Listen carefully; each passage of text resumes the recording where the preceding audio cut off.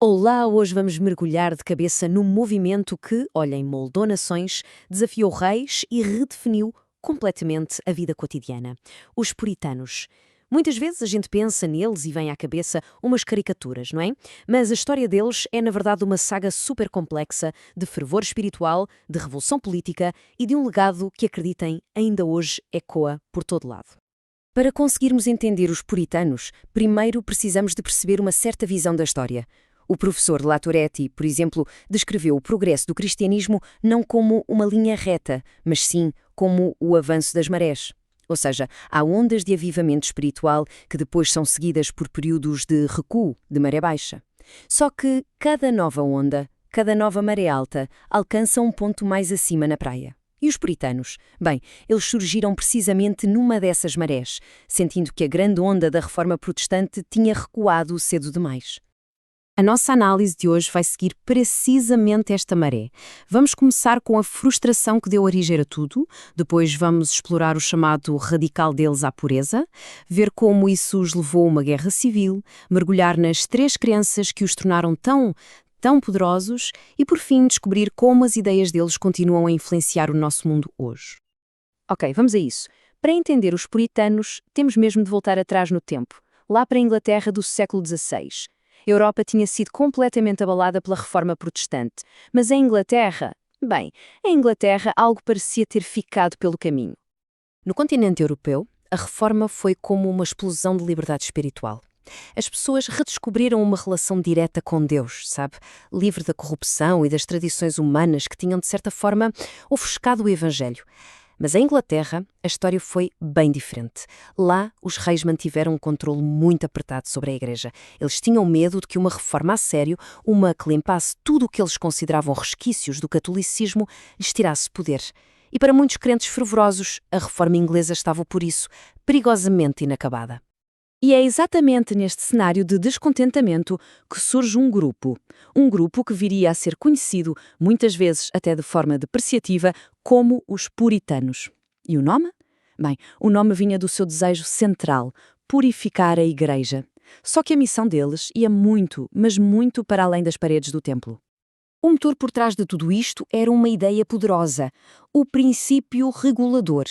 A lógica era, ao mesmo tempo, simples e absolutamente radical. Se alguma coisa no culto a Deus, seja uma cerimónia, um cântico, uma vestimenta, não estivesse explicitamente na Bíblia, então tinha de ser removido. Para eles era simples. As tradições humanas só serviam para complicar e obscurecer a clareza do Evangelho. E isto mostra bem a ambição deles. A tal purificação não parava na porta da igreja, de maneira nenhuma. Eles queriam aplicar este princípio a tudo. O governo, a forma como uma família era gerida, a ética nos negócios, o que se ensinava nas universidades, tudo, absolutamente tudo, deveria ser reformado e alinhado com a palavra de Deus. A missão deles era, literalmente, refazer o mundo. Como se pode imaginar, uma visão tão radical ia inevitavelmente colidir com a estrutura de poder que existia. Esta busca pela pureza não ficou só no campo das ideias. Pelo contrário, incendiou um conflito que levou a perseguições, a uma guerra civil sangrenta e, por um breve período, ao controlo do próprio governo inglês. A tensão entre os puritanos e a coroa já fervia há décadas. O rei Carlos I via-os como uma ameaça direta à sua autoridade e começou a persegui-los com mais força, o que obrigou muitos a fugir para a América. Mas para os que ficaram, a situação estava prestes a explodir. A pergunta é: o que é sendo o rastilho de uma guerra civil? Pode parecer anedótico, mas é verdade. Quando o rei tentou impor o livro de oração comum em inglês numa catedral em Edimburgo, na Escócia, a resistência explodiu. A Escócia tinha uma igreja muito mais reformada e viu aquilo como uma tentativa de reintroduzir o catolicismo. E conta a história que uma mulher, furiosa, simplesmente pegou no seu banquinho e atirou-o à cabeça do bispo.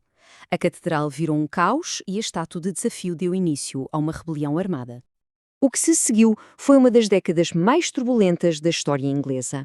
Pressionado pela rebelião escocesa, o rei foi forçado a convocar o parlamento e, para sua surpresa, descobriu que a maioria era puritana. Isto levou diretamente à guerra civil. O parlamento, liderado por um gênio militar chamado Oliver Cromwell, acabou por sair vitorioso. O rei foi executado e, por um breve período, a Inglaterra foi uma república. No entanto, em 1660, a monarquia foi restaurada e o poder político dos puritanos chegou ao fim. Mas a influência deles, essa, estava longe de terminar. Para se perceber como é que um grupo perseguido conseguiu derrubar uma monarquia, temos de olhar para as ideias que os alimentavam. Não era apenas zelo, era uma estrutura teológica que lhes dava uma força e uma confiança fora do normal. Vamos analisar 3 dessas crenças centrais. A primeira é talvez a mais incompreendida, a predestinação. A ideia de que Deus já escolheu quem será salvo pode parecer que levaria à passividade, certo? Afinal de contas, se já está tudo decidido, para que o esforço? Mas, para os puritanos, o efeito foi exatamente o oposto. E esta citação capta na perfeição essa inversão de lógica. A certeza da eleição não os tornava passivos, dava-lhes uma autoconfiança imensa. Como diz a citação, a certeza de herdar o céu dava-lhes os meios para assumir a posse da terra no presente. A convicção de que eram os escolhidos de Deus deu-lhes a coragem para lutar por um novo mundo, um mundo que eles consideravam digno do Deus que os tinha abençoado. O segundo pilar era uma teologia profundamente otimista em relação ao futuro. Um historiador, Perry Miller, disse uma vez que é impossível imaginar um puritano sem esperança. Eles não viam a história como um declínio, mas sim como uma marcha em direção a um triunfo glorioso. Esta citação de John Owen, um dos maiores teólogos puritanos, capta esta mentalidade na perfeição. Mesmo quando perdiam o poder político, mesmo quando eram perseguidos, eles acreditavam que a causa final deles era invencível. Esta esperança de um triunfo maciço de evangelho no futuro libertou-os para se sacrificarem no presente, sabendo que, no fim de tudo, a vitória estava garantida. E a terceira crença central, essa transformou radicalmente a vida do dia-a-dia. Era a doutrina da vocação, ou do chamado. Esta ideia deitou por terra a antiga divisão entre o que era sagrado e o que era secular. Na Idade Média, havia uma hierarquia muito clara. O trabalho de um padre era sagrado, o de um artesão era mundano. Os puritanos vieram e deitaram abaixo essa parede. Eles ensinaram que um artesão, um comerciante ou uma dona de casa, ao fazer o seu trabalho com responsabilidade, estava a fazer avançar o reino de Deus tanto quanto um grande pregador. O trabalho secular de uma pessoa era um chamado divino. E isto deu uma nova dignidade e um propósito imenso ao trabalho comum, elevando a moral de toda uma classe trabalhadora. E agora vamos ver como tudo isto se desenvolve. Embora o controle político deles tenha durado apenas 20 anos, a aplicação destas ideias a todas as áreas da vida deixou uma marca indelével na sociedade. Muitas das estruturas e valores que hoje consideramos normais, na verdade, têm as suas raízes neste movimento de há 400 anos. O impacto é impressionante. O conceito do lar como o conhecemos hoje, um centro de afeto e instrução espiritual, foi uma criação puritana. Eles foram pioneiros na educação universal e insistindo que era dever dos pais garantir que os filhos aprendessem uma profissão.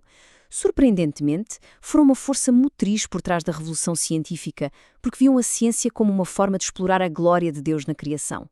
Eles reestruturaram a filantropia para dar aos pobres dignidade e formação, em vez de apenas esmolas. E, claro, as ideias deles sobre um governo limitado e os direitos do povo contra a tirania foram a base teológica para a Revolução Americana. Portanto, no fundo, o que unia todas estas áreas, família, ciência, política, trabalho, era uma única e poderosa ideia, resumida na primeira pergunta do catecismo deles. Para os puritanos, o propósito da vida não estava dividido em compartimentos. Quer estivessem a governar uma nação, a descobrir uma lei da física ou a lavar a louça, o objetivo final era sempre o mesmo: glorificar a Deus e encontrar alegria nesse propósito. Uma visão do mundo totalizante que, para o bem e para o mal, ajudou a moldar a era moderna.